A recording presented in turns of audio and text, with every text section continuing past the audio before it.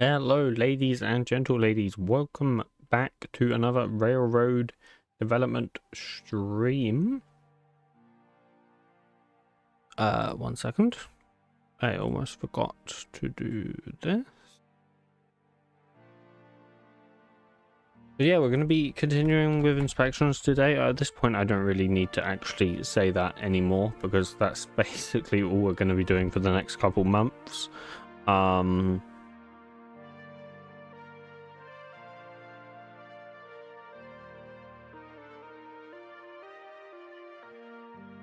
There you go.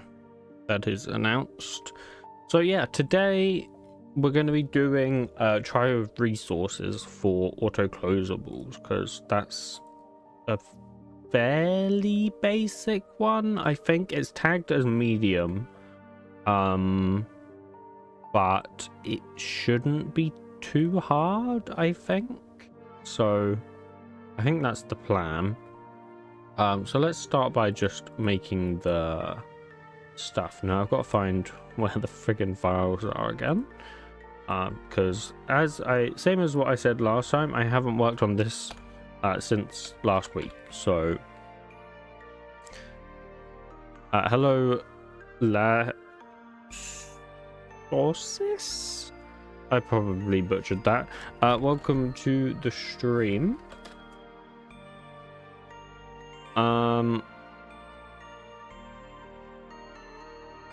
Okay, so let's call this auto.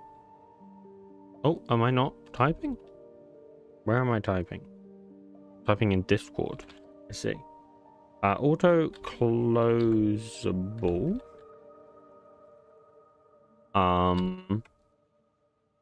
Without try with resources, I guess. Yeah. Let's do auto underscore closable then. Without try with resources. Auto closable resource percentage S is not used in a try with resource statement. Yeah. Good enough. That's good enough. Okay, we can't do this yet because we need to make our class first. Okay, that's fine. So let's make the actual inspection then. Thank you, IntelliJ. Core auto closable. How do you spell closable? Do you have an E in closable? You do, don't you? Yeah. Auto closable used without, or let's just do without rather than used without. Auto closable without, try with resources inspection. Okay, and we will implement the Java. Yep, that one. I'll never remember what that class is called. And okay, let's make the ID. Yeah, basically all of this. We'll just fix these real quick. There you go. Okay, I don't know why it's done it like that.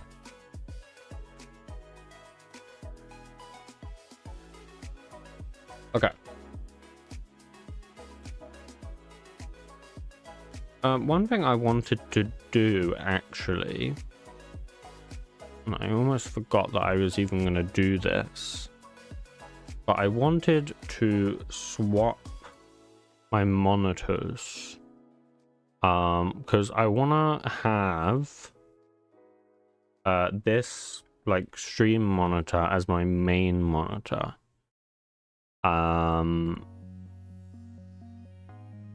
So if I can just like, what's the easiest way to do this? I guess just like, no, I don't want to touch those.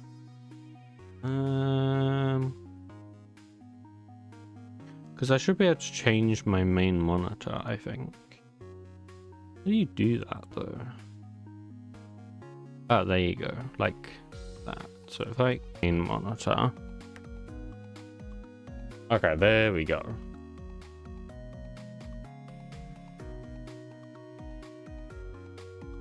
Okay, so now, but why is this still?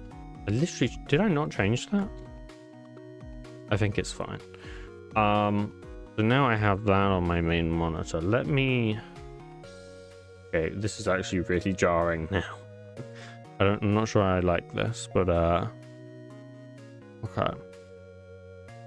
Let me just sort some things out. I will be right back.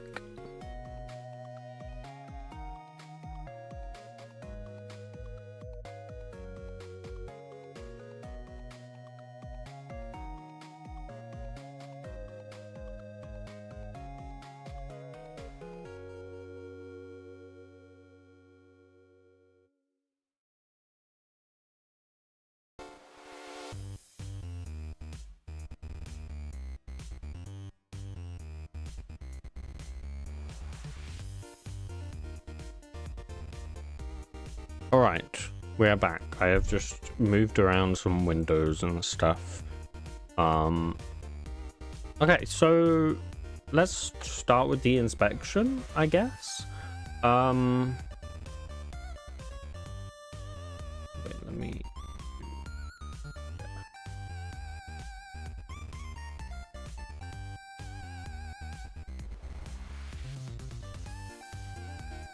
Okay, so I think easiest way to do this is just look for the variable declarations, right?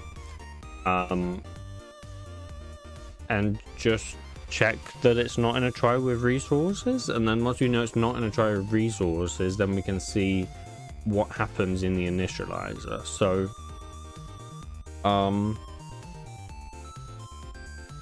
let's do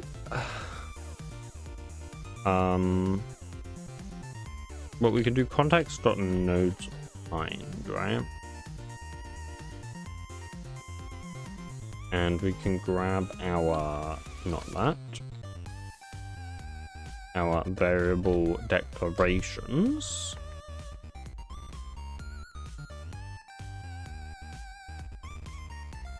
And then get the parent and just check what it is, right? So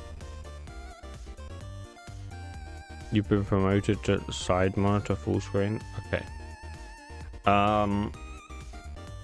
So syntax, oh, cannot type today.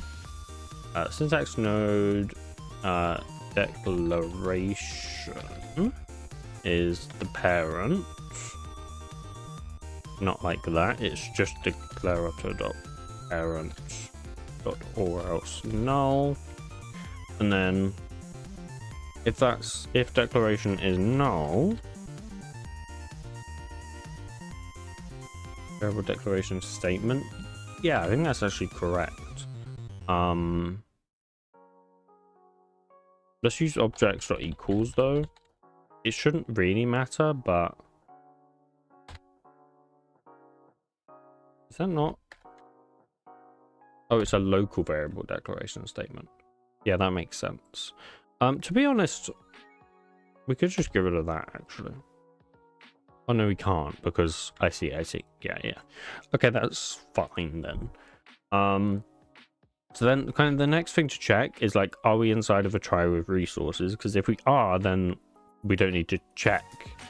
So if we are not inside of try with resources, then continue.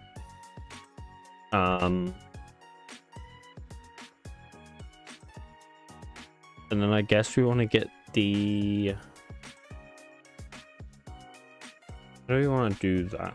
You know, let's make this method first, I think, because otherwise we're going to get a little bit stumped here. What does that take? That takes in the rule context, and then it takes in a syntax node.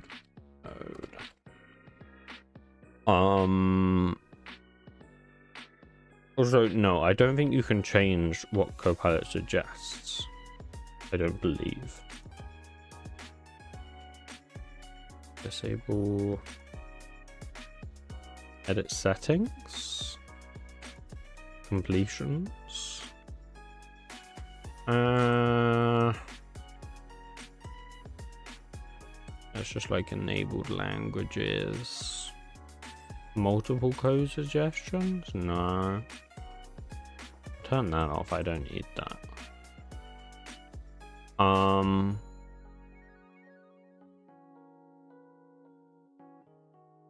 Yeah, I don't think you can like change.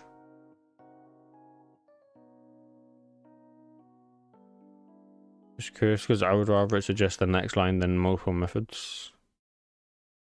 Sometimes. Yeah, I mean, that is the thing that kind of annoys me about Copilot, is it tries to do way too much. I don't want it to do that much. But like, I don't think there's a way. What is next edit suggestions, I wonder? I don't know. I'm scared to turn that on. You know what? Let's try it. See what that does. No, see, that still suggests the whole thing. I don't think there's a way you could do that. Let me Google. Let me have a quick look.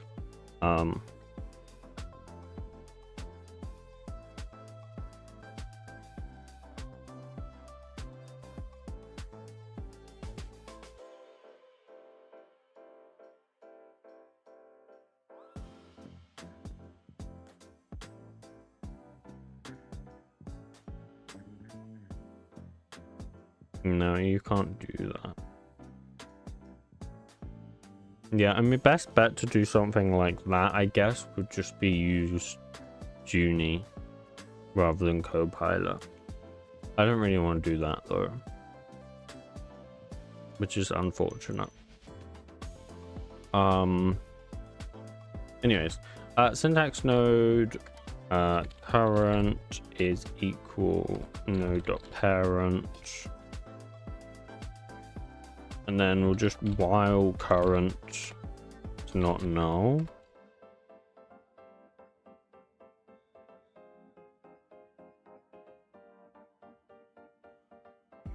This isn't really gonna work though.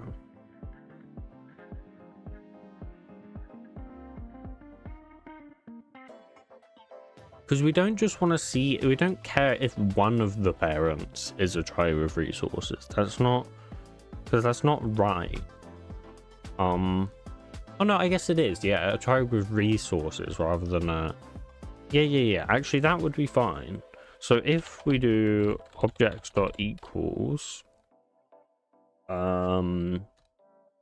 Java syntax kind dot try resource ID, then we return true, else we just set that to the parent and then return false. We could probably make this a do while, actually. I wonder if IntelliJ will suggest that. Yeah, it does. Damn, it's so rare that you get to use a do while, but when you do, it's very interesting. We don't need the context here. But yeah, I mean, that works as do while, so that's fine. Wait, that's not what I thought it would do, actually.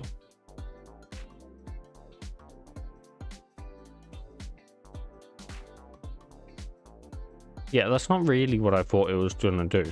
I thought it was going to do this is equal null, and then just get rid of this. Right? Oh, because current is null. I see. In that case, is it even worth using a do while? Not really. Yeah, not really in that case, because that's just simpler. Okay.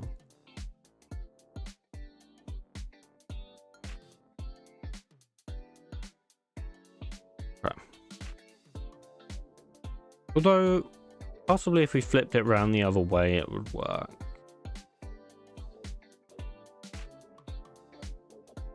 Oh no, it wouldn't, because we need current, and current would have been null, so we couldn't have done current is equal current.parent, because current was null. Unless we set current equal to node. Actually, that would work. That definitely would work. Unless I'm crazy. But like, if we set current to be node, and then we did this there, then current would be current.parent. We don't need our check there. So current is not equal null. It says that's always true. I don't... Oh, yeah, that wouldn't work because we need current here. And yeah, okay, because then current would be null there rather than before it was null after this. Okay, yeah, I see the problem.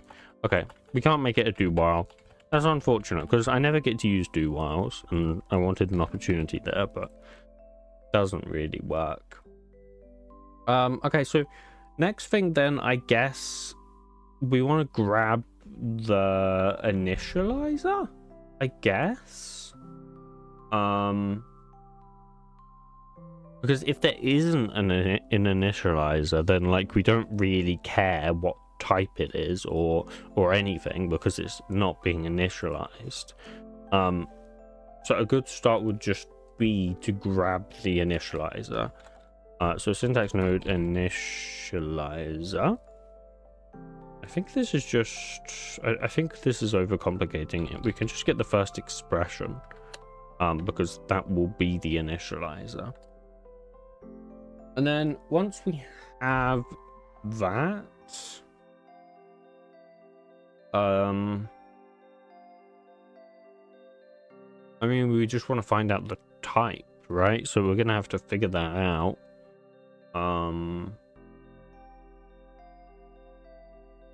Sure.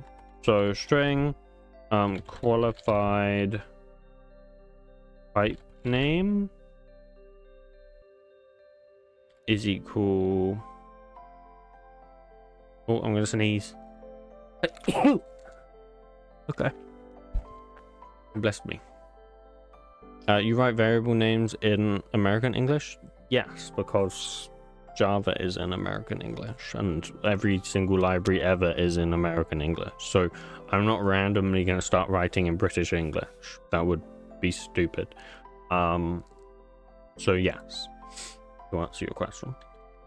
Auto closable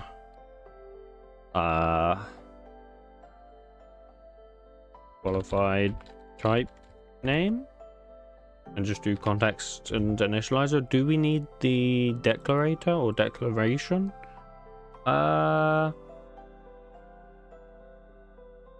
It might help to have the declarator, but I don't know if we'll need it per se.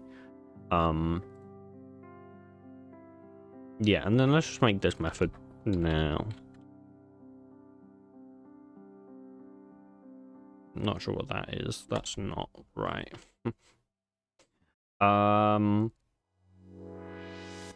So I think we just have context.declared type, right? Yeah. Oh, that requires the variable declarator. Okay, that's fine then. So we can just do that then.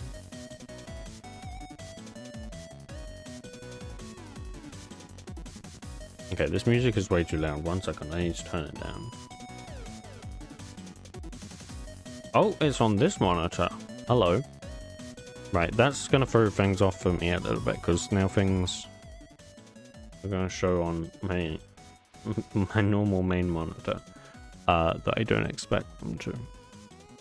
Okay, is the music fine volume, by the way, guys? Someone please let me know. I think it's fine, though. So if declared the kind is not unknown,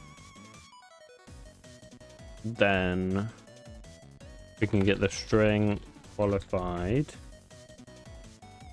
name is context dot resolve qualified type name on declared display name, but that's not gonna work, is it?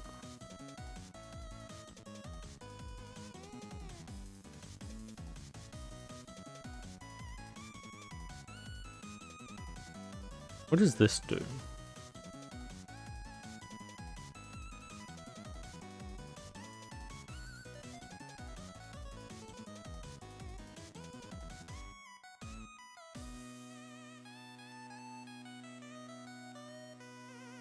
My parent is present. Let me get that.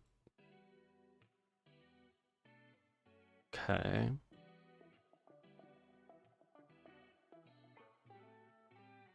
And that gets the inferred type. I see. I'm just thinking we might be better off basically just doing this. Like just grabbing the type reference, because I think trying to get the qualified name off of the display name might work, but I'm not really confident about it. You know, we'll come back to it. To do this is a really hacky probably not even working solution. Did I even? Yeah, I did. Okay. And then, yeah, I mean, if that's not null, return it.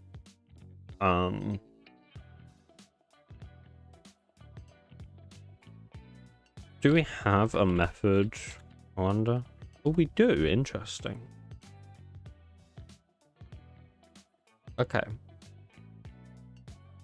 So in that case, we can say if qualified name is not null and context is an auto-closable type,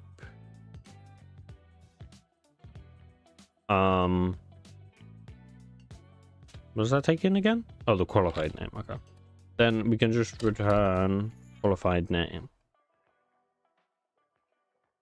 And then else we can just, I guess, get the inferred type. So inferred is equal context dot inferred type. The initializer, is that an optional? It is, yeah. We could just give it, I guess, a unknown type, right? Yeah, like that. Let's do, if it is unknown, then just return null, and else just return context dot qualified type name. But once again, like, that's not ideal.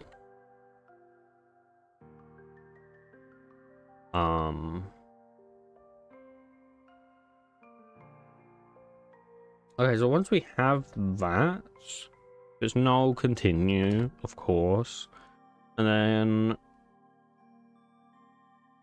I guess we want to know.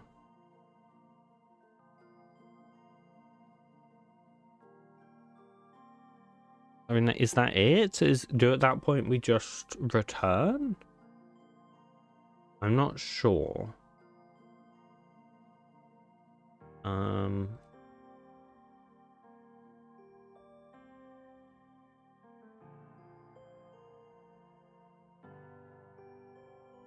I think we can probably, well, not return, but report, I mean. So if we just report.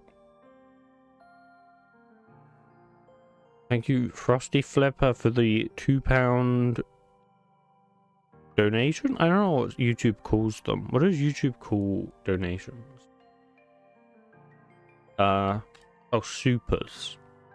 Thank you for the £2 super. Highly unnecessary, but much appreciated.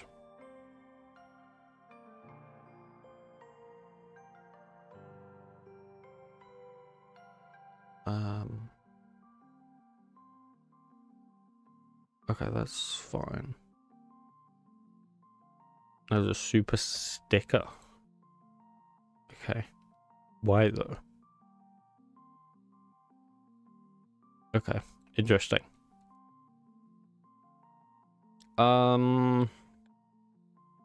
Yeah, report. We want to do it on, I guess, the entire thing. I think we just want to do it on the declarator, right? And then what do we pass in here? Auto closable resource percentage S is not used. I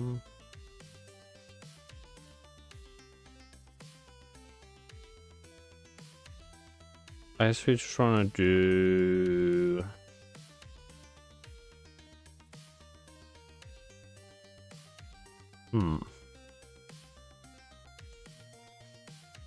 Because we want to pass in basically the. And what do we want to pass in there?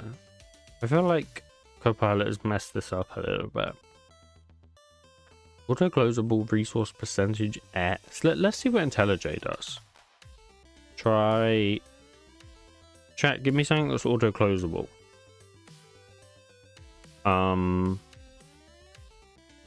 Never mind, I'll just come up with one. Execute equal executors. A new scheduled executor, sure. And let's not do that and try resources. Let's see what it says. Nothing? That might be because it doesn't do anything though. So if we just do like.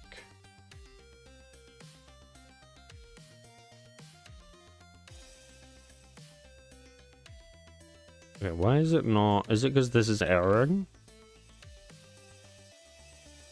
Okay, why is IntelliJ not complaining?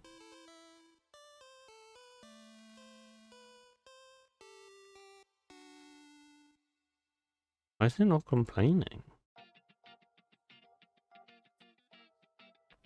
It is enabled. Why is IntelliJ not complaining here? It should be complaining because this returns a scheduled executor service, which is an executor service, which is an auto closable. Let's just find a different one, I guess.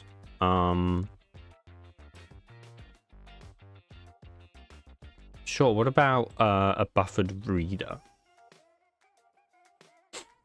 So files.new buffered reader path.of. Okay, what do you say? So buffered reader used without try with resources statement. Yeah, I mean that's kind of better, isn't it?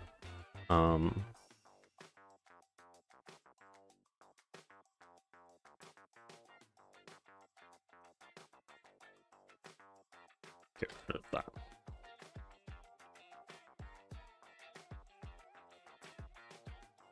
Okay.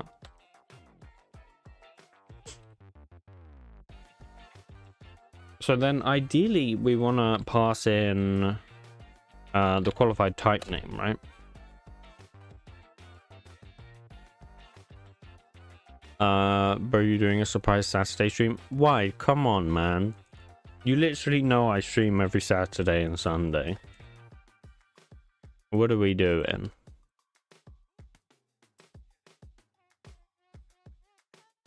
This is not an uncommon thing. I've been doing this for many months now. But you always cancel Saturday? Bro, I do not always cancel Saturday. Well, okay, I have maybe cancelled the past 2 Saturdays, I think. Let's see. When did I last cancel a Saturday? So, yeah, last week I cancelled Saturday.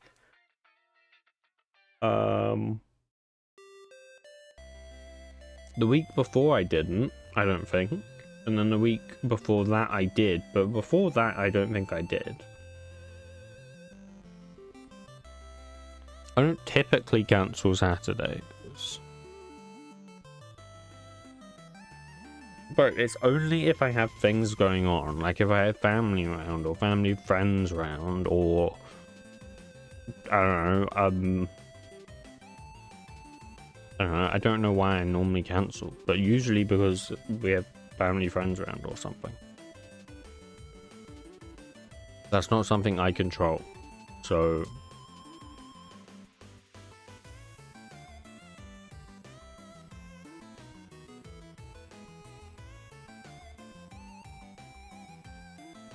Okay, something we might want to do, by the way, though, guys, is we might want to check that we're not, like, just using an existing resource as our assignment, right? Because if we did, like, if we had, like, a buffered reader, sure, whatever. And then if we did buffered reader, my reader is equal reader, that shouldn't give us a warning, right? Because we're not creating a buffered reader, we're using an existing buffered reader. So ideally that should be handled. How do we even do that?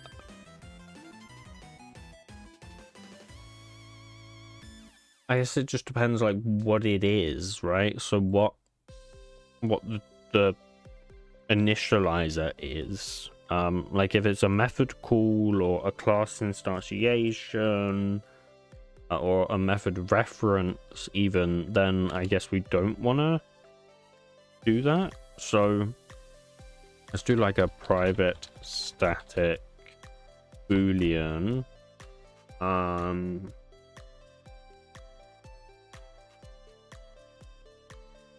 Looks like resource leak. Sure. Yeah, sure. That's fine, I guess. Context, and then that takes in the syntax node initializer. Okay, and then let's get the syntax node expression is equal context dot unwrap. Okay, that should never happen, but I guess we should do that just in case. Yeah, so we want to check if it's a class instance creation thing, right? We want to do method invocation. What's that?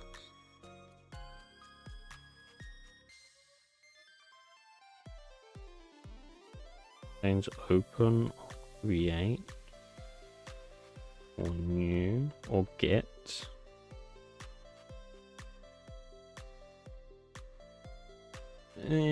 I mean, sure, yeah, I guess that's fine.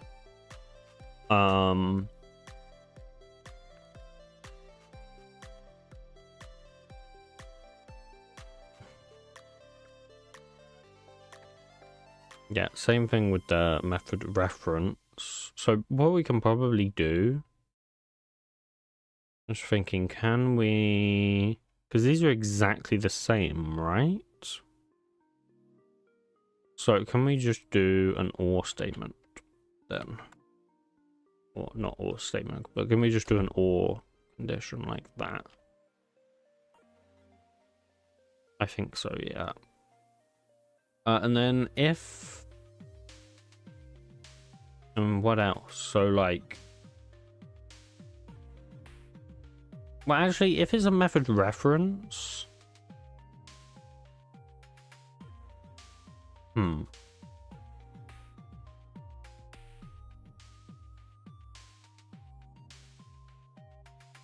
just thinking, if it's a method reference, then you're not creating it, are you?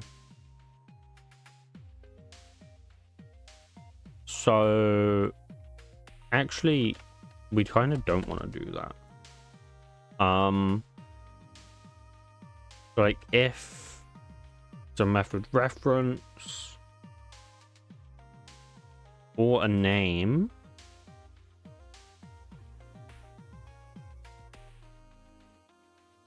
oh my god, I cannot type.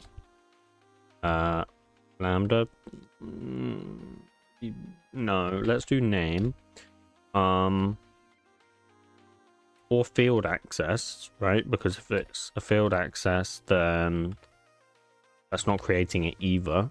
That's just accessing a field. Then we just return false. Oh, pardon me. You're going to improve that heuristic eventually? Probably not, because it's kind of... Well, it's not impossible to, but...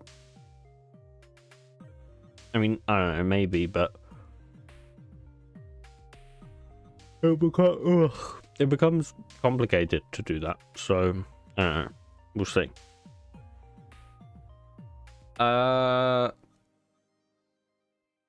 Okay, conditionals, I guess we can do as well.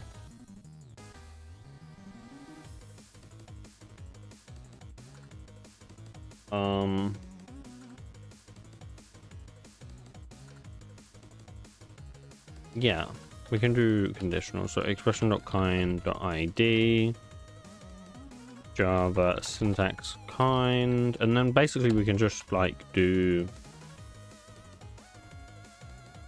additional expression, I guess. Not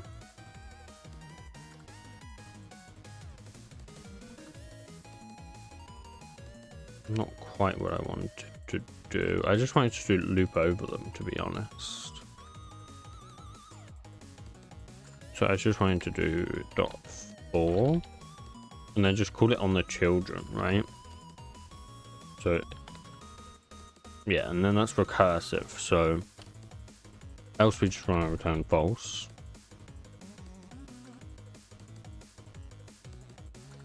Okay.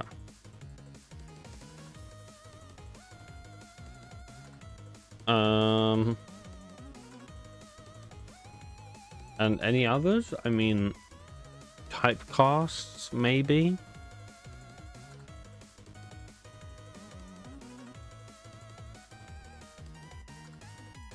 Possibly, I guess. No,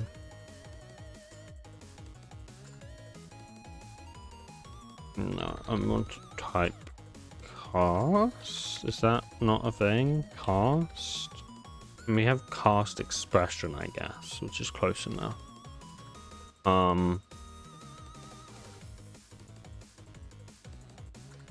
Yeah, but we want the first direct expression child because otherwise we don't really care. We only want the direct one. And then just going to be simplified, can't it, to just ternary? Yeah, or with and, I mean. The cast expression is not null, and then recursively call that on the cast expression. And then just return false.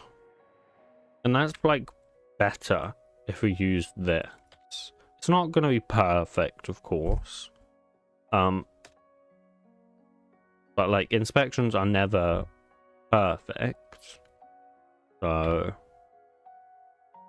just not to look like a resource leak, then we just continue. But yeah, I mean, this is the only one that like meh. Like it's not perfect. But like trying to figure out if the method we're calling is gonna return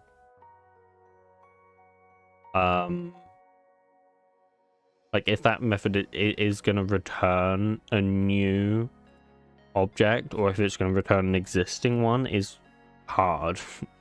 I mean, we could possibly jump to the declaration of the method and then basically just call this over the body. So look for all the like return statements within the body and see, hey, do any of these do that? But like that becomes really expensive, right? Especially if you're doing that for every single variable declaration in every single method. Like it's just not really worth it, even if nothing else. So I don't know what IntelliJ does. I assume the way IntelliJ does this kind of thing is it has some massive index of like every variable and like what it is, but at least for now that's way out of scope.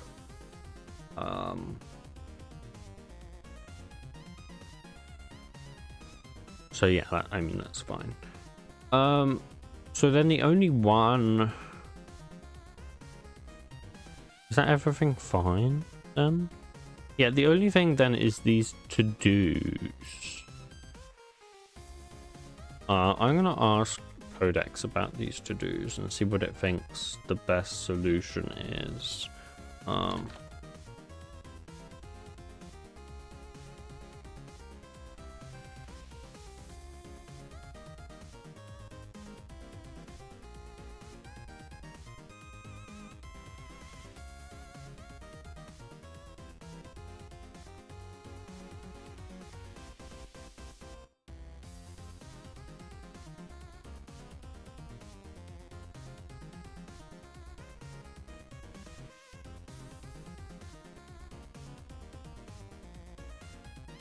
Okay.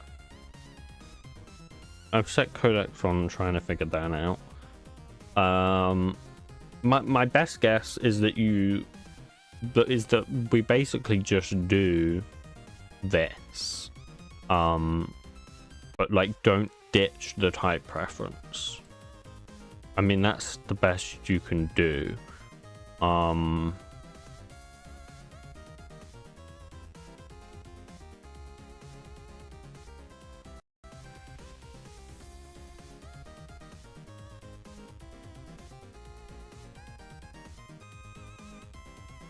Okay, what has it said?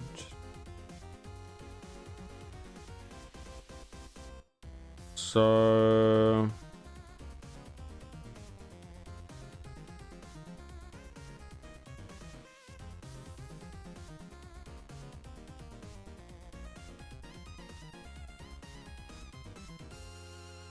okay, it reckons it's fine.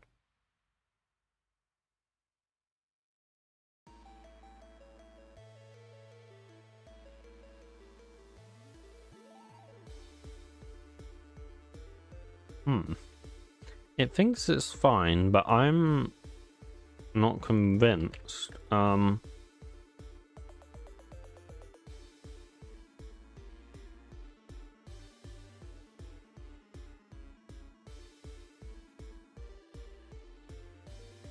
gonna try and fight it for a little bit and see if I can get anywhere.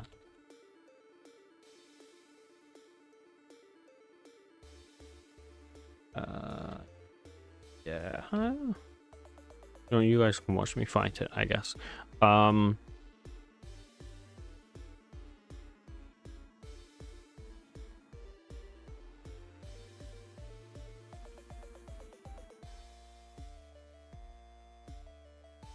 See what it says.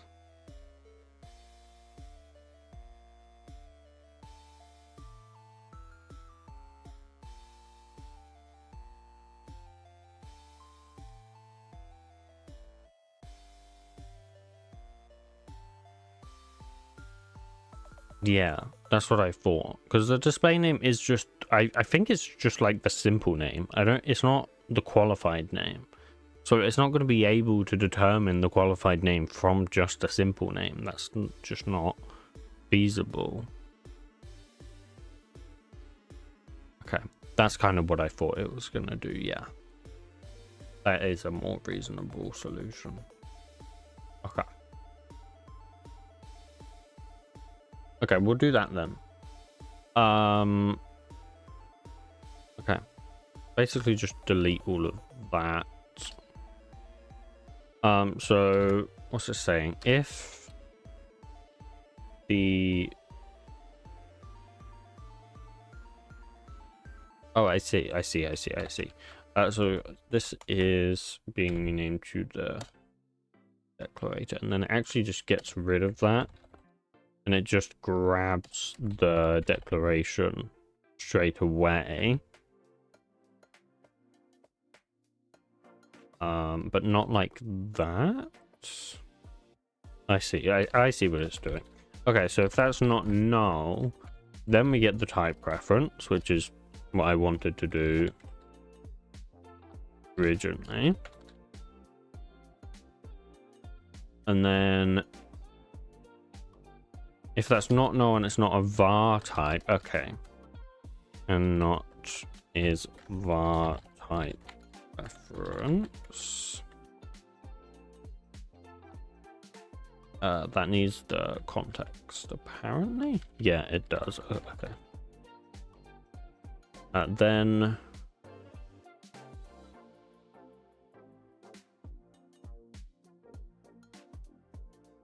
okay. Then we get the string qualified name. And then if qualified name is not equal null, and context dot is auto closable. Although we actually don't want to do that. But I think we're better off doing that in here.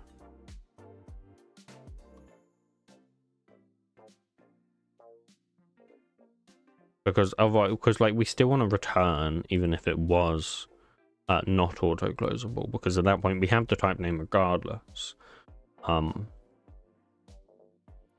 Yeah, okay. And then what's it saying to do after that?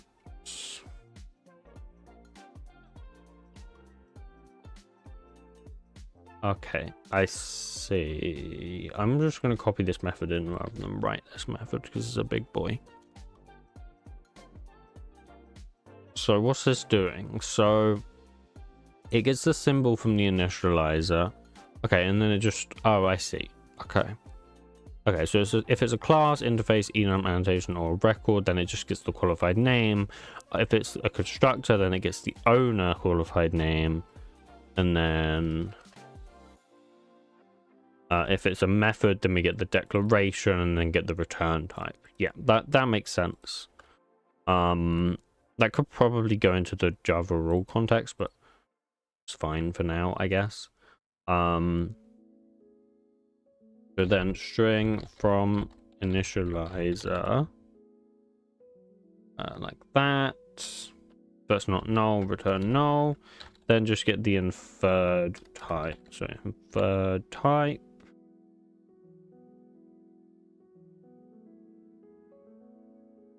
Or else a new unknown type.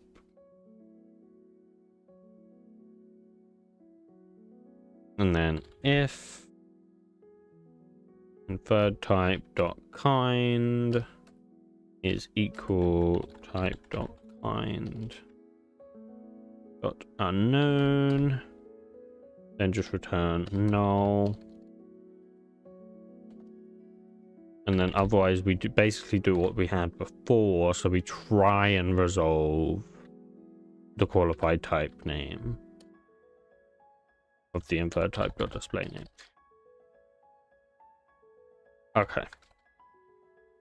Yeah, and then we just need this method. So private static boolean. Yes, but also no. Close, though. Close.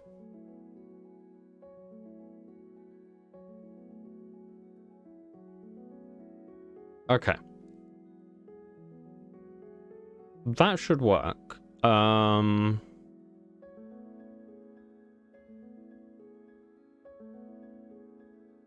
am going to also ask it about this and just see what it thinks.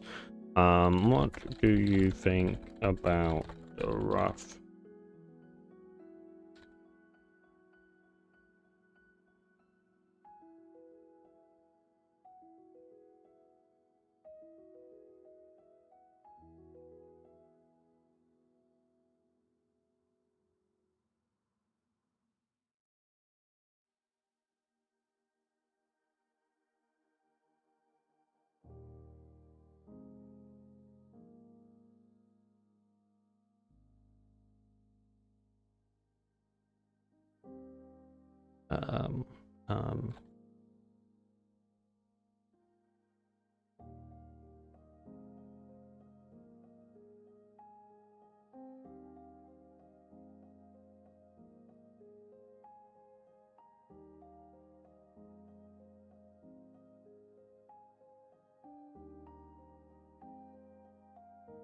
See.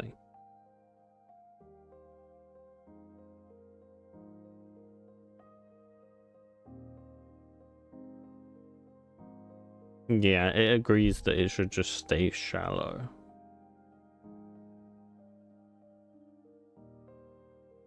Okay.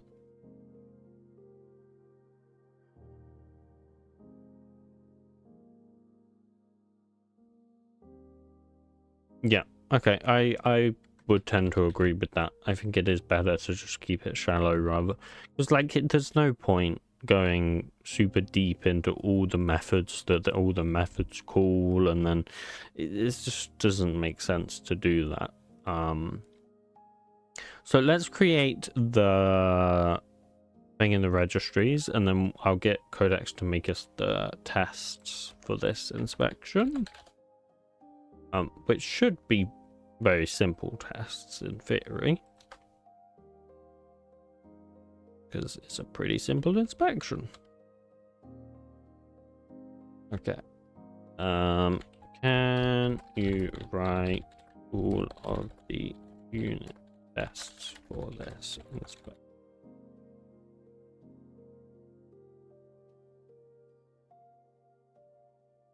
Okay.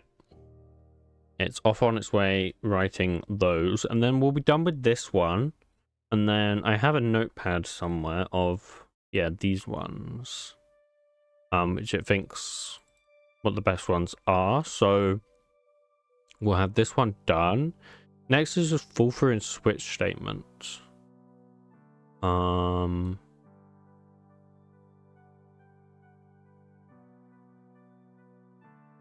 Which we could do.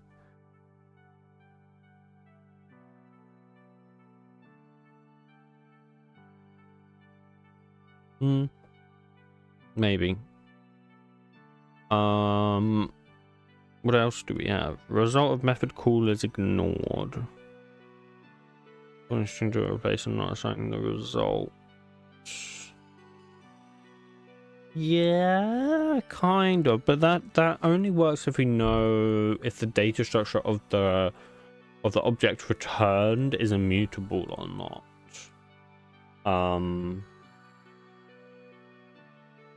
Because if it's immutable, then it needs to be assigned to something. But if it was mutable, then that's not necessarily the case. I don't know how we would determine if it's mutable or not. Probably this is the kind of thing where you only want to go 1 or 2 methods deep, maybe, to check that.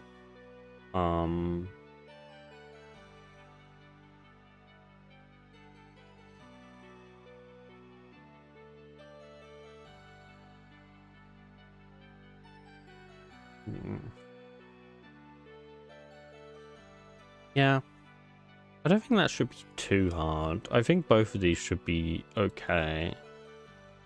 What do we have in here? So equals and hash code are not paired. Okay, yeah, that's marked as easy, so we won't do that one. This one's also marked as easy, so integer division and floating point context. Yeah, that's easy peasy. Collection added to itself. Prevents infinite loops during... Yeah, that should be easy. Yeah, that's a starter one. Okay, that's easy peasy. Unused declaration. Yeah. We'll leave that one for a little while. Declaration access could be weaker.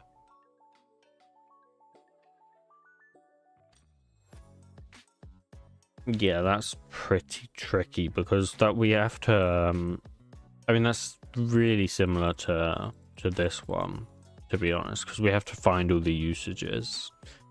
So yeah, not right now. Okay, so in that case, the next 2 to do are these 2 then, but it's running the tests first, so I think that's going to take a while, so I'll just run it manually. But we can't run it manually, so we have to run tests like this.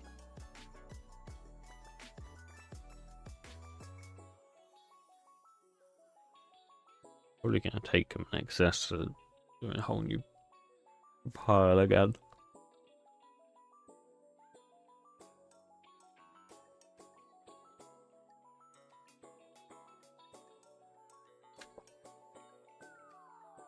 We're going to be back to Industria tomorrow, by the way, guys. Rather than doing Railroad. Because I don't think I can just do Railroad every stream. Because it's just inspections all the time.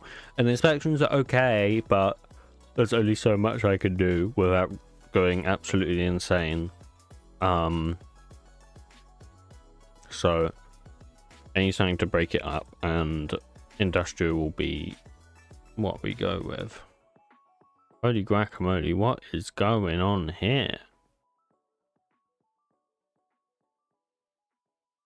Okay, this is different. IntelliJ's apparently changed the test UI. Interesting. Yeah, they all failed, I think. Which is interesting.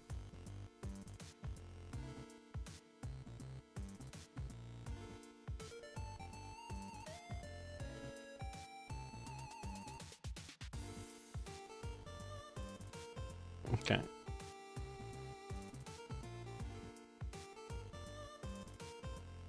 I'm just gonna give it the results and see what it says.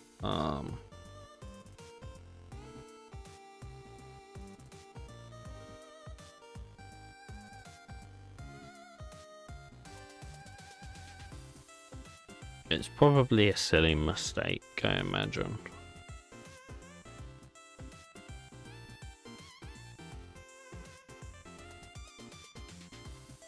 Apparently there's an inverted condition.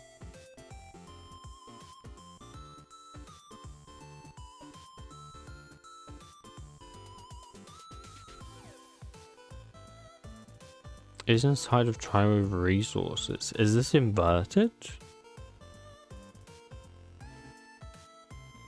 Is a try resource return true? So if it's inside of a try with resources, it's managed by Gyro Resources.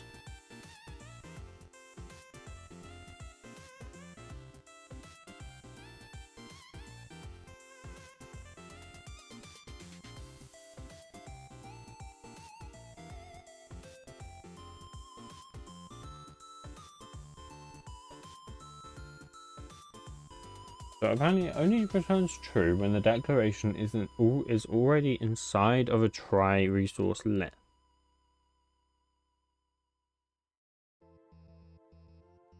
Right. I'm not sure I'm following. What's wrong with this? So it gives the parent, if the parent is a try of resource, then it returns true because it's inside of a try of resources. This checks that it's not already inside of a try of resources. Am I crazy? How is this wrong? I'm not sure I'm following. I must be missing something.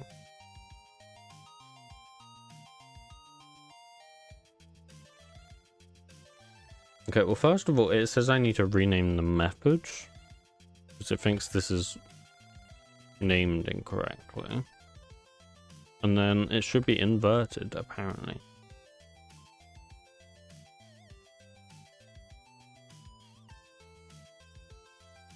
I don't know. Let's see what that does.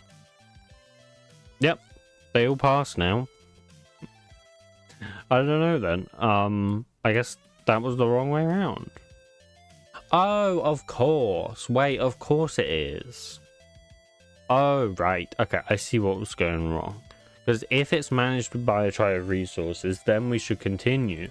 Whereas previously, this was inverted. Right, okay. I don't know how I got confused, because that was actually incredibly simple. But yes, I get it. If it was managed, no, if it wasn't managed by a try of resources, it was going to continue, which wasn't what we wanted. Okay, so those all pass. I'm going to go ahead and commit this one. Let's just check it off on here first. Auto closable, this one. Nice. Can we do any of the other resource management ones? Channel open but not safely closed. Yeah, these ones are all a bit messy. That's why they're all on hard. Well, maybe at some point, but not right now. Let's commit this one first. Okay.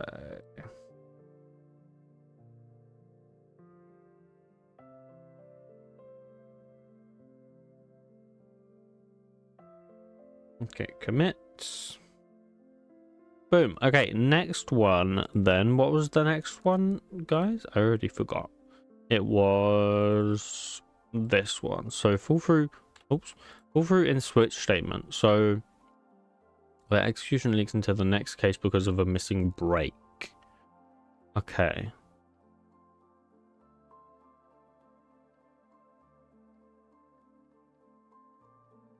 I'm not sure when you would see a warning for this though. Right? Because like you can't, like, fall throughs are a thing, right? So when would you warn for this?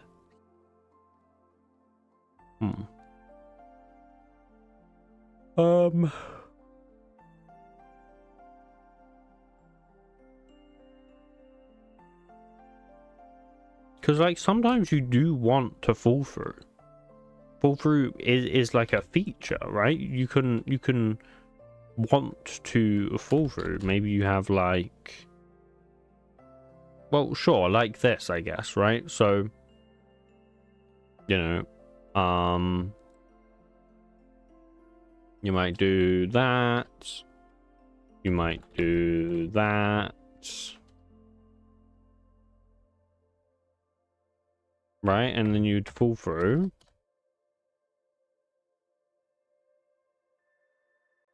Like that. Obviously, that's not a thing.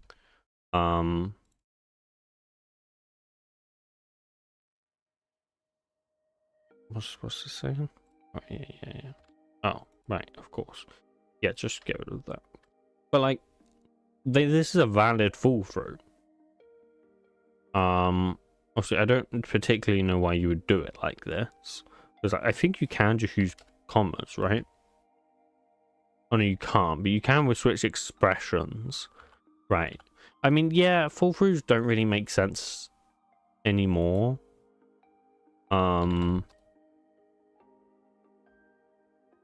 Like these days, you do just use switch expressions rather than fall throughs. I don't know then. I don't know when we would hit a warn for this. Let's God, what the hell is all this friggin' notepad stuff, bro? I just want a friggin' notepad. I don't want friggin' Word. Like what? Yeah, whatever. I'm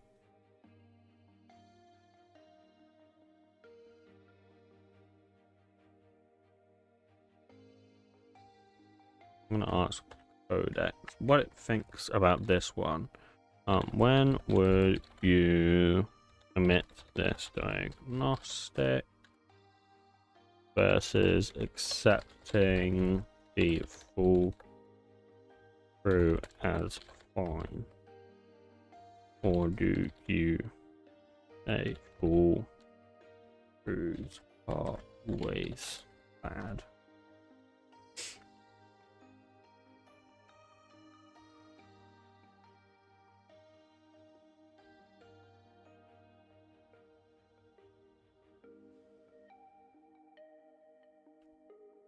Okay, it's giving me a whole thing, but I'll see what it says afterwards. Pardon me, Jesus. So it says, emit when a case can complete normally and control flows into the next case.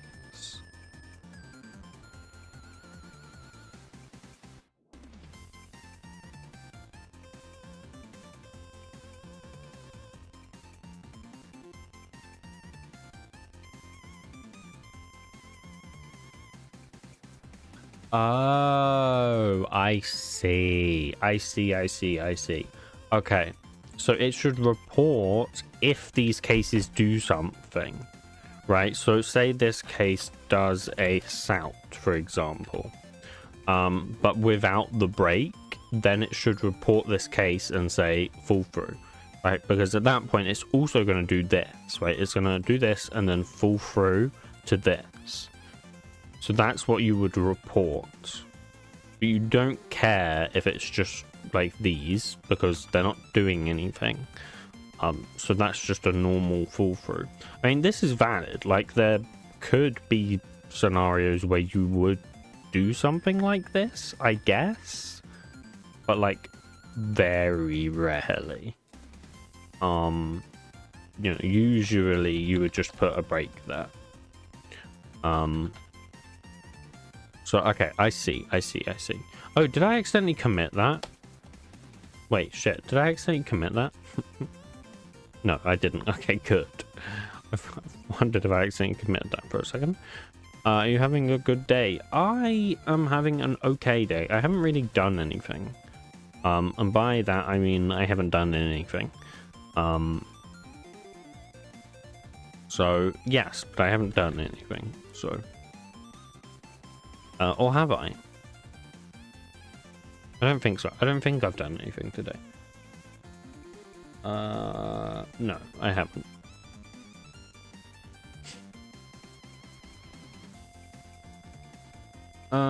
So what do we call this inspection? Pull through case in which? And then case into which falls through to the next case without a break or return statement. Yeah. That's fine. Okay. New class, fall through case in switch inspection. Implements Java instruction rule provider. Yep, all of that. Thank you, Copilots. What the hell is going on here? Don't know, don't care. Okay, why is it being jank? Oh, because it's missing this guy. Okay, let's fix these. Wait, maybe my my reference one that I have open. I don't know. I still don't know why it's putting the ID in here then. Rather than just doing that, because the reference one doesn't do that. So I don't know why it's doing that. Whatever. Doesn't really matter, to be honest. Easy enough to fix. So now this should be pretty easy, right? Actually, let me bring that back up. I don't want to lose that. So we just want to find all the switch statements, iterate the cases, and then yeah, we don't care if it's a rule though. So let's do context.nodes of kind. Let's do Java syntax kinds dot switch statement dot ID dot 4, and this will be a switch statement, and then yeah, just take the case labels, right? So we don't have a way to just get the children. That's the only problem. Well, I mean, we could just do switch statement dot children, but I don't know what a switch statement is. Like the yeah, this. So what's inside of this? So it has a list of switch rules. Okay.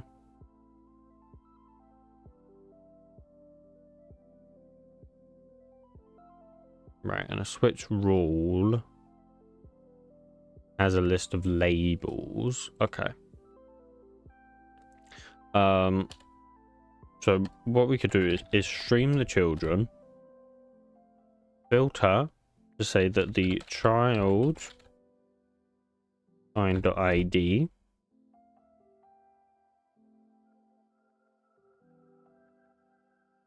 is a switch rule, and then flat map that to the children as well. Yeah, because we want to get the labels, right? So flat map and then filter that it's a label,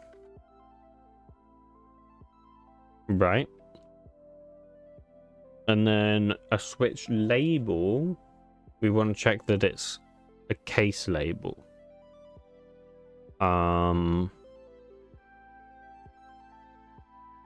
So yeah, we have the case items. So we want to filter to check that it's a case label. So flat map again to the children, and then check that it's a case label.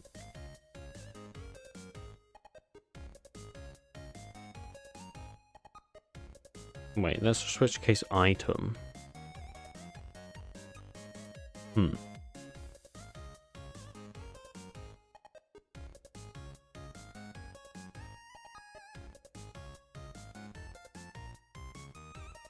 Sure, I guess that probably works.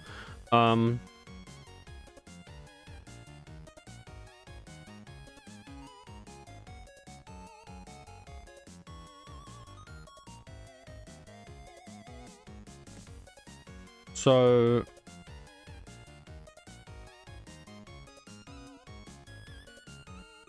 is that a thing? Is empty block?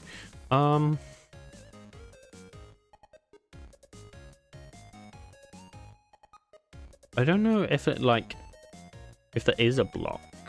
That's the thing. Like a case item, it has an expression.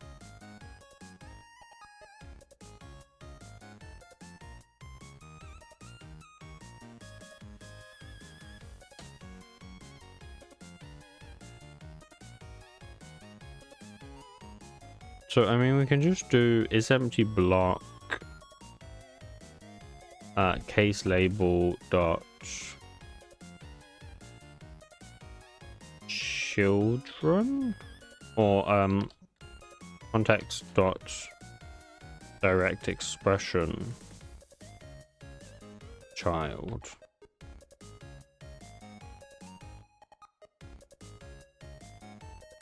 That might be null. Does this not accept nulls?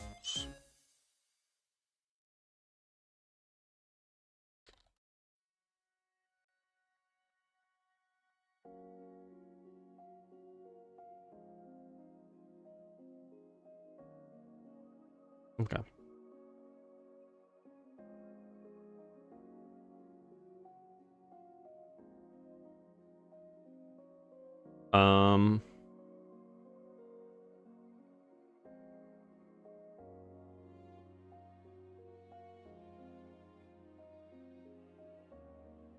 Okay, so that's if it is an empty block. We want to check that it's not an empty block, right? And then we want to get, so we want to basically get this child, check that it's not an empty block,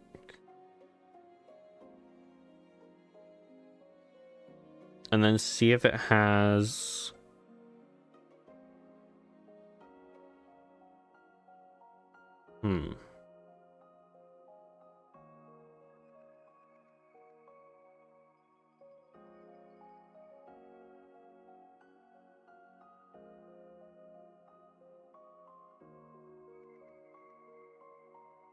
well, we need to know somehow does it complete normally, right? This is effectively what we did. I don't know if it was the last stream. I don't even remember what we were doing, but I remember we had like a completes normally or something. I don't think it was last stream. I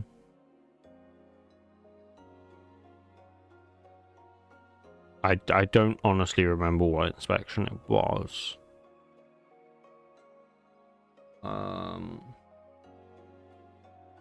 But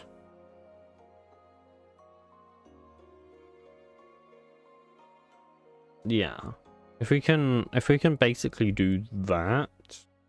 I've set Codex on trying to find what we've done before to see if we can use it or not.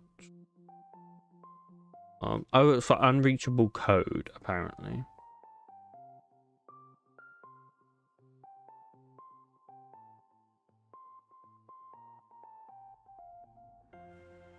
Okay, it doesn't like this. It says this isn't right. Well, it says it is right, but we're basically flattening everything out, which isn't really what we'd want. So like we want the rules. We want the labels. Oh wait, no. What's it saying?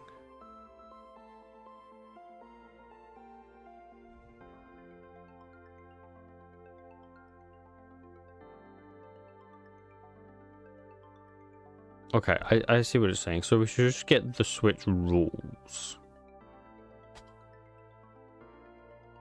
So these are the switch rules.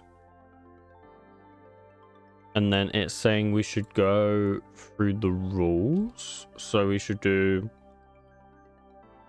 so we should have a method that does a private static void analyze switch rule.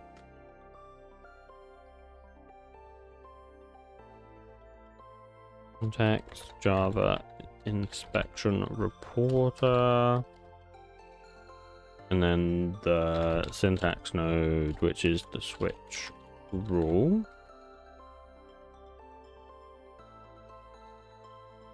Okay, I see what it wants. So we'll basically just set a flag, and then we'll go through. It says if the label is instance of a syntax token, then continue.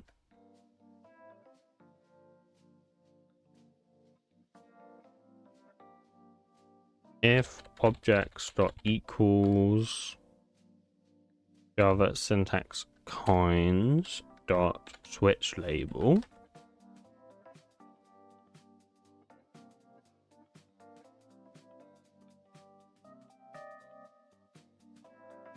then continue. If not reachable, then reporter report child, so label, and then return or continue, because we still want to do the other labels. And then reachable sets to complete normally.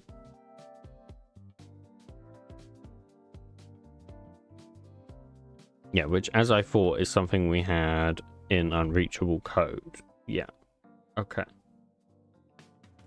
Now I'm curious, does Codex say we can just use that? I think we can.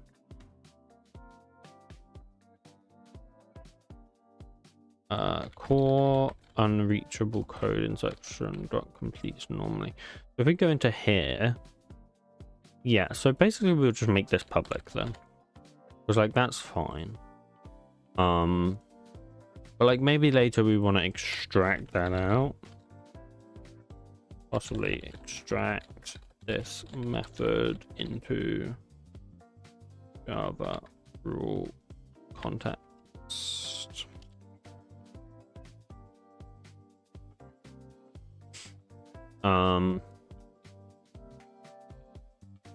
Okay, yeah.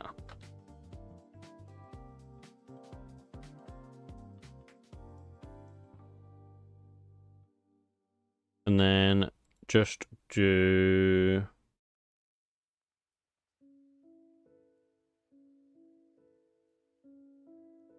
switch rules dot for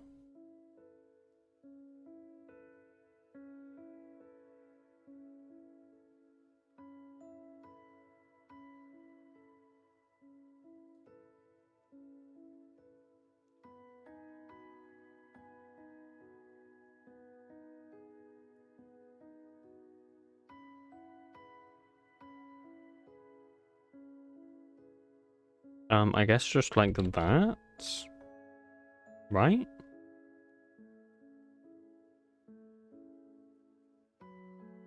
What did you have for dinner? I have not had dinner. I will probably have dinner after stream, maybe. I don't know. We'll see. I might end early to have dinner. Not yet, of course, but at some point.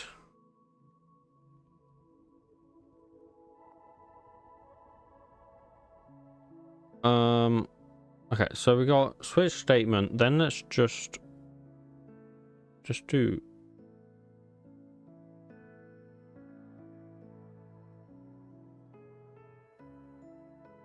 I know wide. All I've eaten today is garlic bread and meatballs. I had those for breakfast slash lunch, I guess, and that was it. That's all I've eaten today.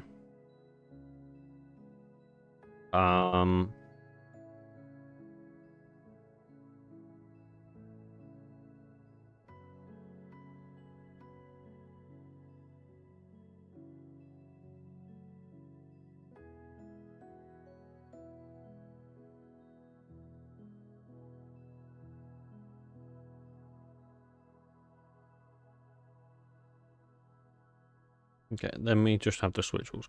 Okay, if the rules.size is less than 2, then we don't care because there's no fall through happening.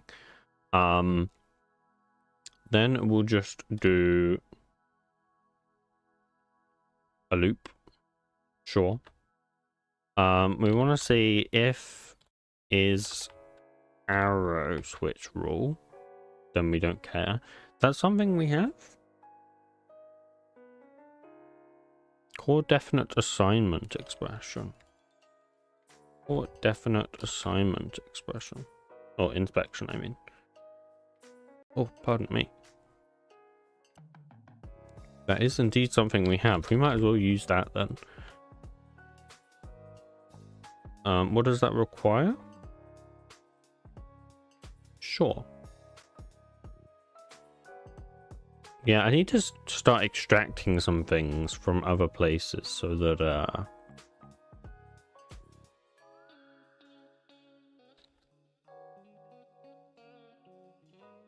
so that we can reuse them like easier. And then we want like an if not can rule fall through.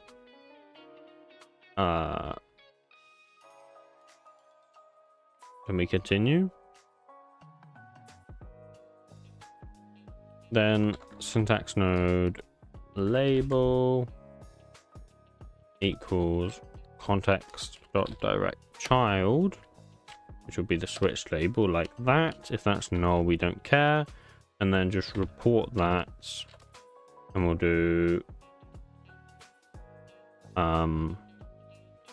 label text on label.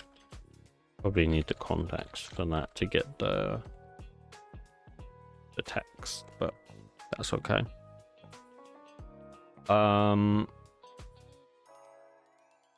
Okay, and then we get rid of that because we're not going to use that then. And then we'll have a private static boolean can rule fall through Java rule context, and then syntax node switch rule. Let's get the syntax node, which is the body, which gets the rule body,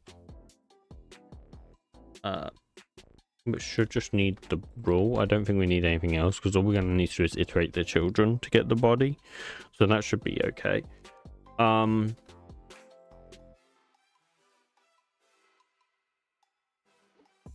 Okay, then we just have what our other method did before. So we have boolean reachable. Then for each statement, if not reachable, return false. Reachable is equal unreachable code expression dot completes normally, like that. That's needs the reporter.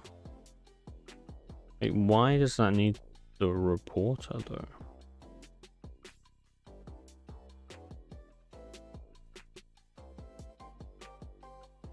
Oh.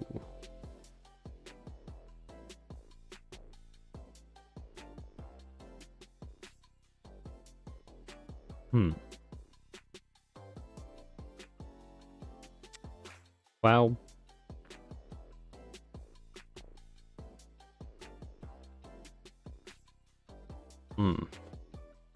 that's a bit of a problem.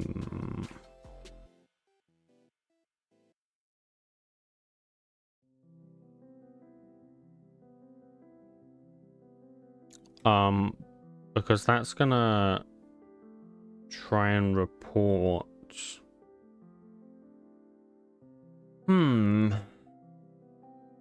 Ideally, maybe we add a boolean for whether it reports or not. That's probably the way to do it, actually. So we can have completes normally, and we can just say like if reporter is null, So if not reachable, and okay, so we can say here, if reporter is not equal null, then do that. And then I'm just going to use that basically everywhere that does that. So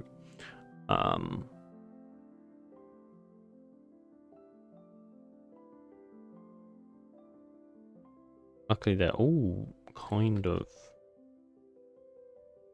that needs to be child. And then in our code we can just give it a null reporter.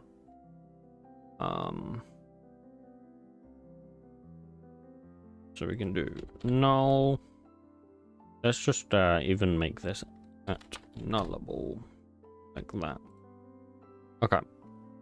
And then, yeah, then that's set like that. So once we've done that, we just return reachable. So we need our rule body method.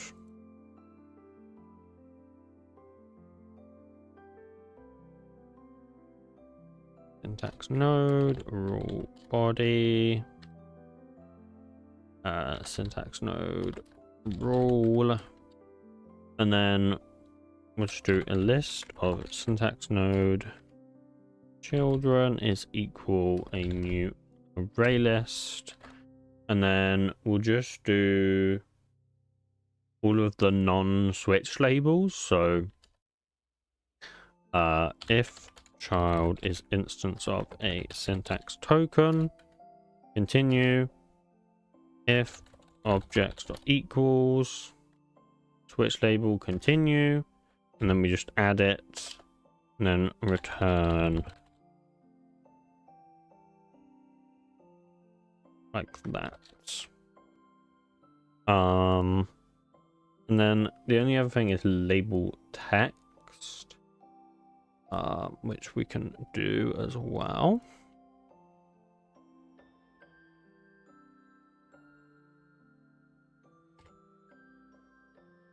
We won't do it like that though. We can just get the first identifier from the label.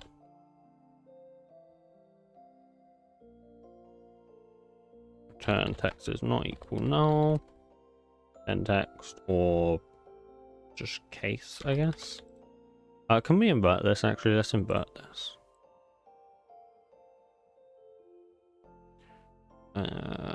Flip not equals.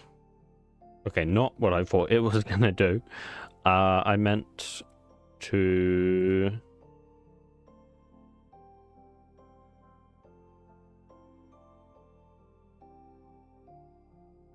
that. If it's null, then do that. That's better. Okay. I think that's all fine.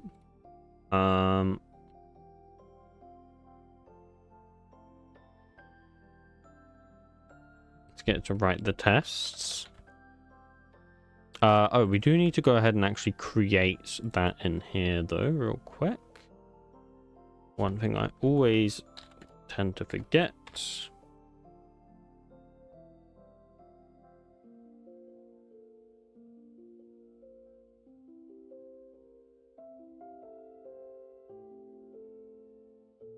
There we go. Close these now because now we don't need those. And then wait for Codex to write the tests.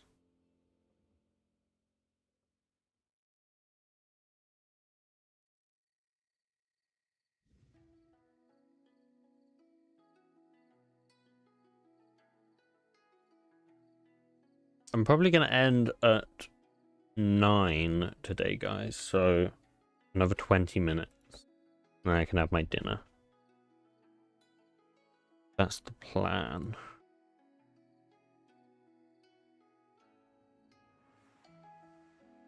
Okay, so let's write the tests.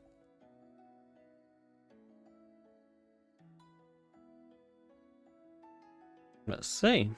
Run them. Okay, they failed. Have they all failed? 1, 2, 3, 4, 5, 6, 7, 8, 9.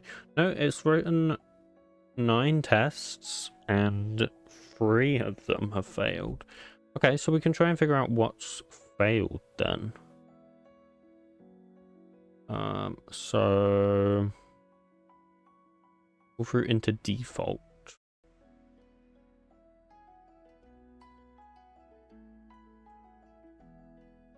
Huh. That's an interesting one.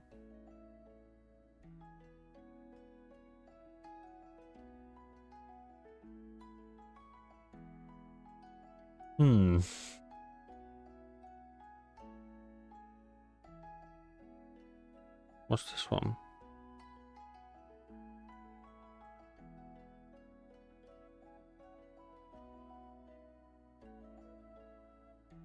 When some paths break.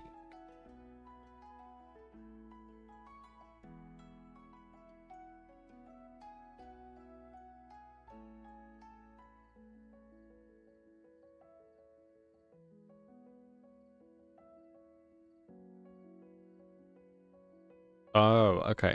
It's actually already told me what the issues are.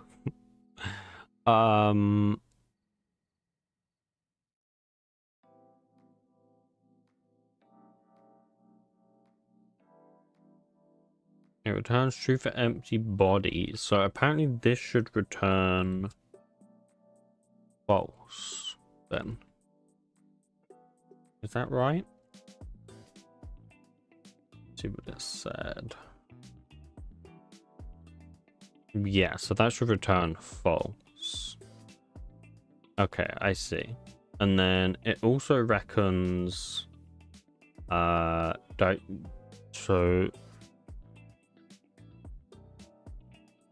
this is wrong, it reckons. Why?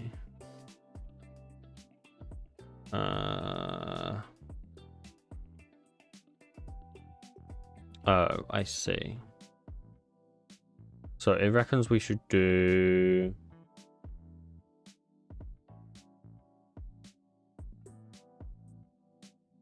oh, that makes sense. So just switch name into children.stream and then filters to the switch rules.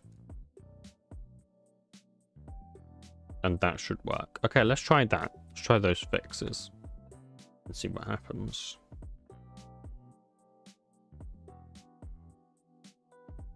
Nice. So those have all passed as well. Okay, fantastic. So we have basically 15 minutes to do one more then. Let's just tick this one off. Oh, I've been putting dashes in these. I think I meant to put X's in them. Oops. Bro, literally the whole time I've been putting dashes in. And I meant to put X's in. So like...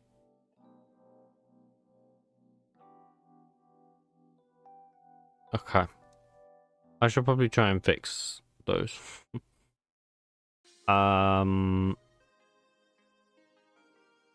Wait, have I been doing that the whole time? Maybe I haven't been doing that the whole time. But I did with the last one.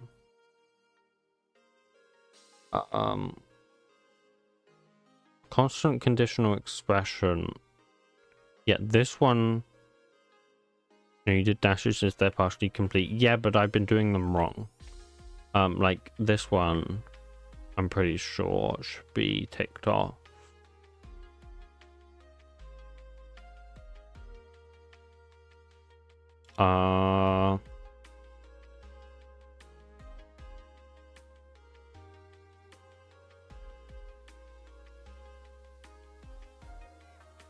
Instance field may not be... No, that one's fine. That one's fine. Yeah, that one's meant to be an X. See if there's any others. I think it's only those two.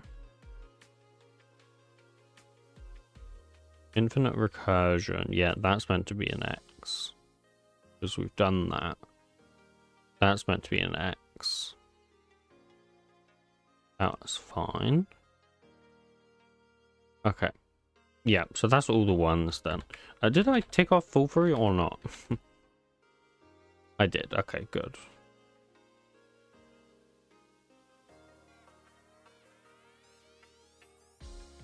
Okay, I'll get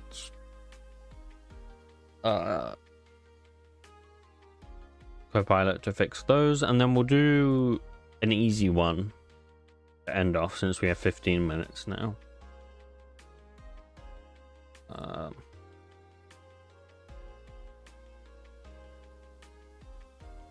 Okay. So let's see what the easy ones are that we can do.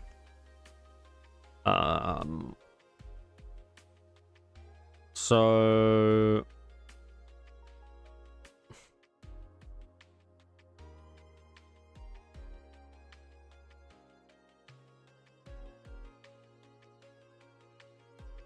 we could do this one. Integer division in floating point context.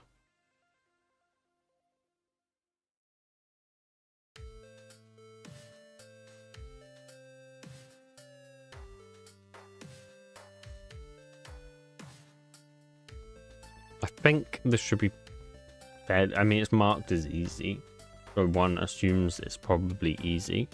Let's create the usual shenanigans first. Get those out of the way. So Java semantic rule, integer division in floating point context.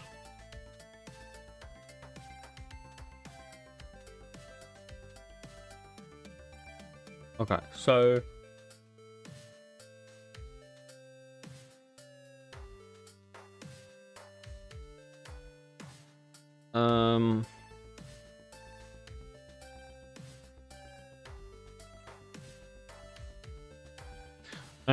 I mean, basically, the main thing we need to do here is figure out, like, is the type an integer? Like, that's kind of it, right? Because, like, once you've done that, you just need to know if the type is an integer or a float. And if you have a mismatch, then boom, bada bing, done. Integer division in floating point context inspection implements our class that I'm never going to remember, and hopefully okay, why is that not what is this? Why is it not doing? Is this not the right class? Yeah, that's not the right class. That's why. I was like, why is it doing that? Didn't seem quite right. Okay, come on. There you go. That's what I was looking for. Thank you. This, okay, once again, don't know why it's doing that. Okay, can we, hello? Pixel. There we go.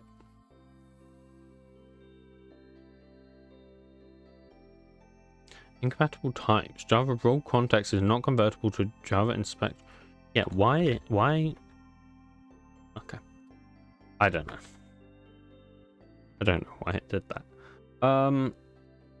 Okay, so basically we'll just find all the binary expressions, right? So we'll do context dot nodes of kind, Java syntax kinds dot binary expression. So binary expression, sure. And then we'll find out if it's not. Is that a thing? No.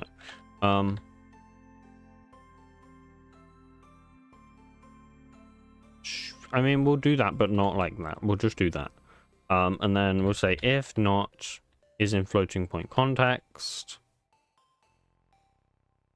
And then just report binary expression. I don't think we need to have like a percentage s.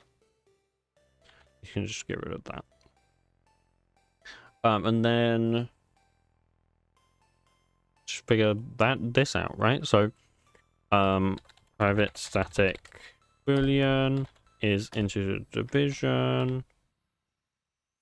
That needs to take in the context though, right? Pretty sure. Context.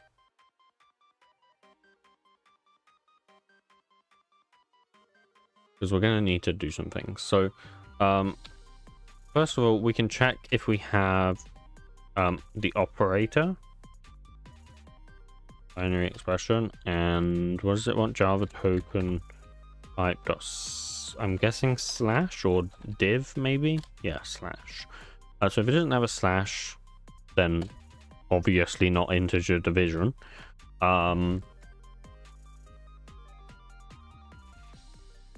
don't think we have like a left. Yeah, that's not a thing.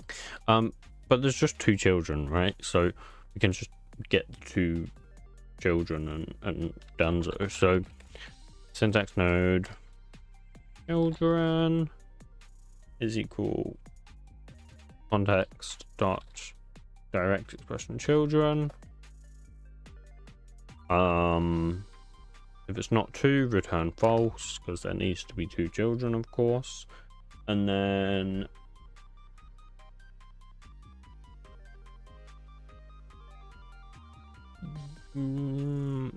kind of I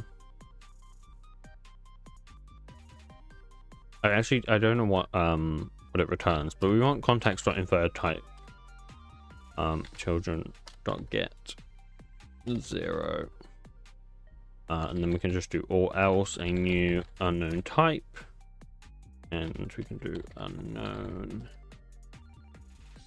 dot var, which will be the left, and then right is exactly the same, and then return. Is that a thing? No. That's fine. We can just do is into. We'll just have that method. Okay. So that means it's integer division. If they're both integers already, then that's integer division, right?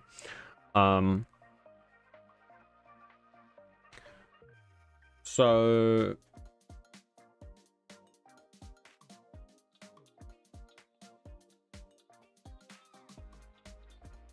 private static boolean is integral type.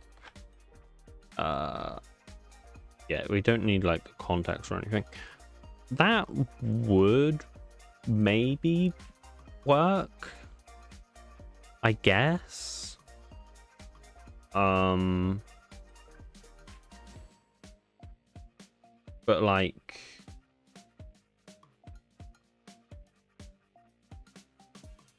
I don't think we need to do that.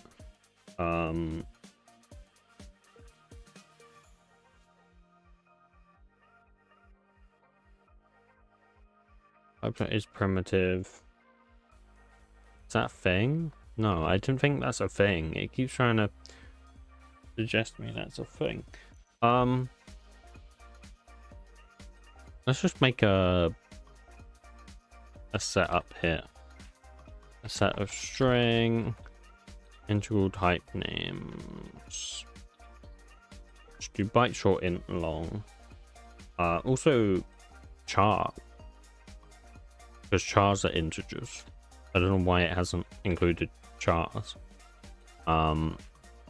Chars are just are chars shorts or are chars bytes? I don't even remember. I don't think they're integers, are they? Actually, they might be.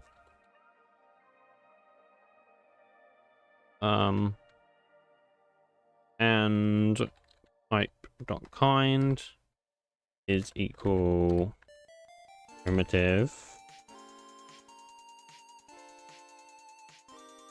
display name. That's the one.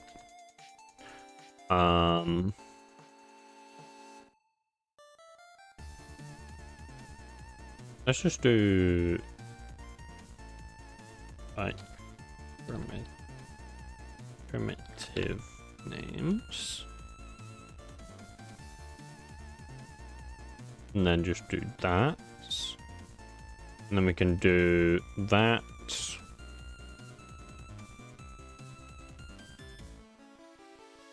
Or I don't think that's a thing. It would just be like declared.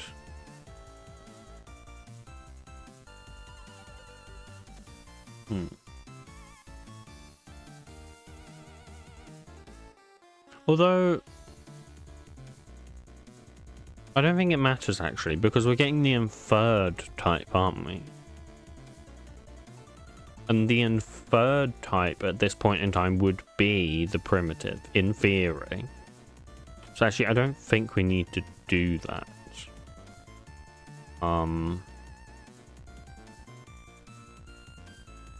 Unless I'm wrong, but I think so.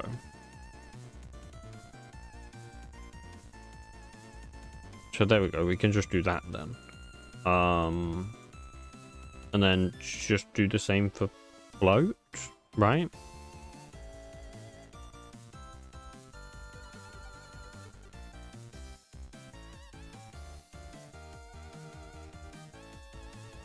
Okay, and then we'll just make the same method, because we're going to want this in a second. Is floating point type. Like that. Okay, we'll want that in a second, because now we're going to make is in floating point context. So static boolean.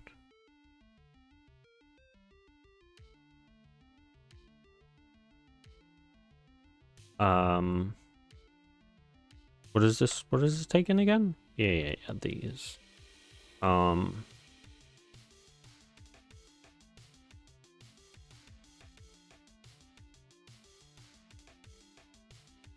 Yeah, basically this. I mean, it's kind of right. I just don't think it's gonna be perfectly right.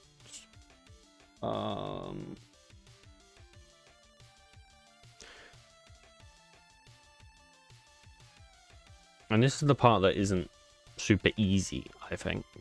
I think we're better off just doing while loop, right? So current is equal node, and then yeah, I suppose just current is not null. And syntax node parent equal current dot parent or else null.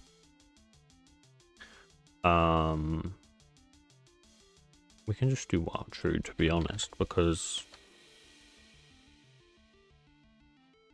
yeah, it's fine. And then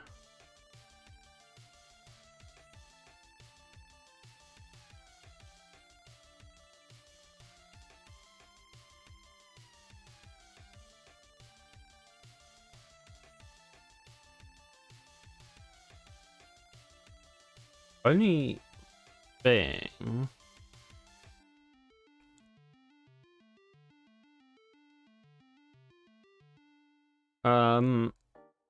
because like if we're the thing is if we're already casting to like something, so like what we should really do here is say like if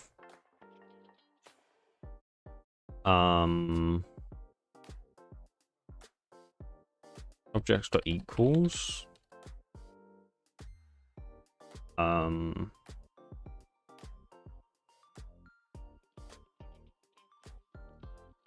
current dot kind dot id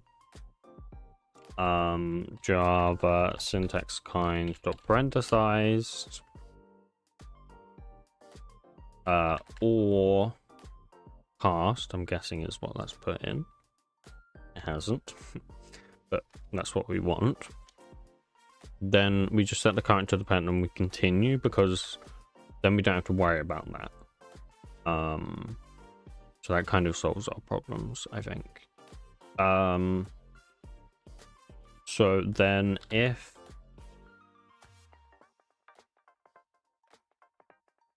I guess although actually no, we want parent.kind.id, don't we? I think. Yeah, yes, because if the parent is a cast, then we set the current to the parent. Yeah, that's fine. So then we can check if the parent kind.id is a... Okay, maybe this isn't easy. This is marked as easy, but it's not super easy.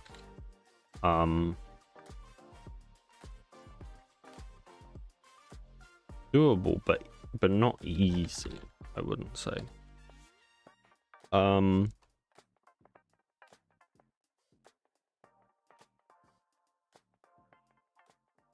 Is equal just the parent, I guess.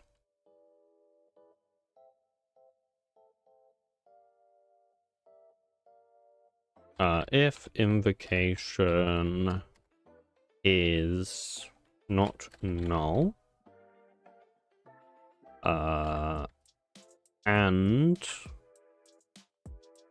well, yeah, a method invocation expression, but then I would also recursively call this, right? So that and is in floating point context. Well, no. Floating point. So if this is in a method invocation, then we need to know if the method argument is floating point or not. So is method is in floating point method arg context, I guess. And then just passing the context, the current, and the invocation.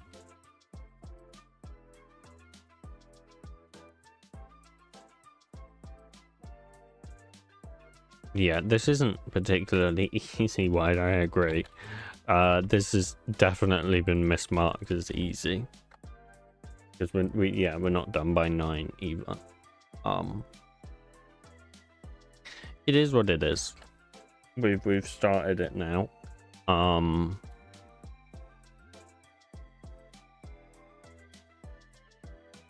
Okay, then we just want to know if we're in a floating point expression.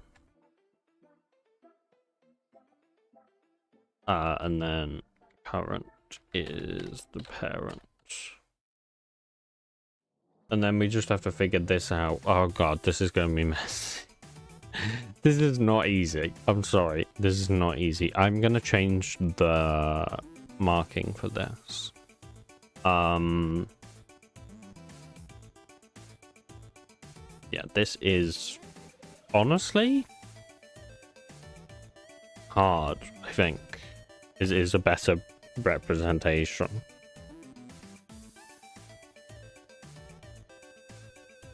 Because you have to understand so much context about the two expressions.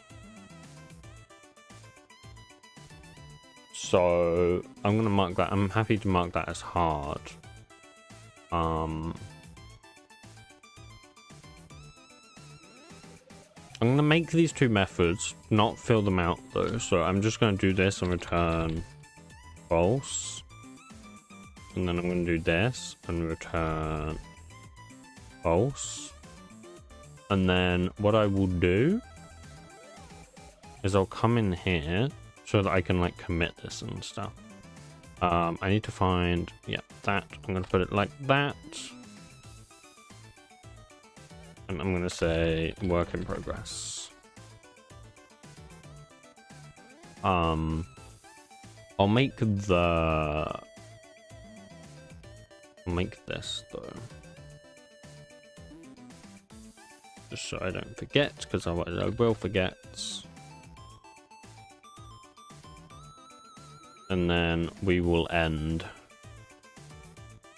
And we'll either do this next week, or maybe I'll do it at some point during the week. Probably won't, I'll be honest. But it'll probably wait until the weekend, but that's okay.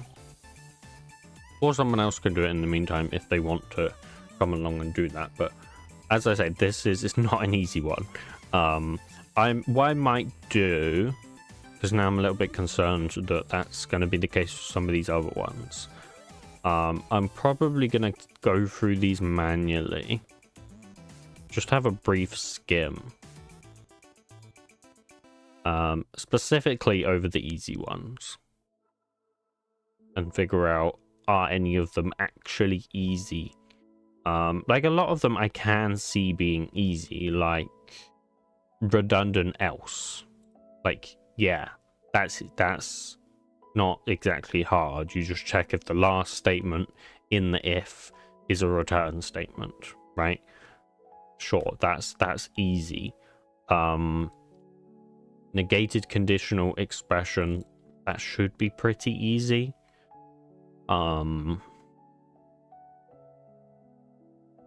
Simplifiable conditional expression, possibly. That might be medium though. So yeah, I'm probably gonna have to go through them at some point. I'm sure all of the starter ones will actually be starter worthy. Like, yeah, the starter ones should be starter. I don't think any of those are actually complicated. Regardless, I am gonna go ahead and end the stream here. I will be live again tomorrow. We'll be doing some Industria. Don't know what we're going to be doing in Industria. Probably still working on the arc furnace, maybe. So yeah, I will see you all then. Goodbye.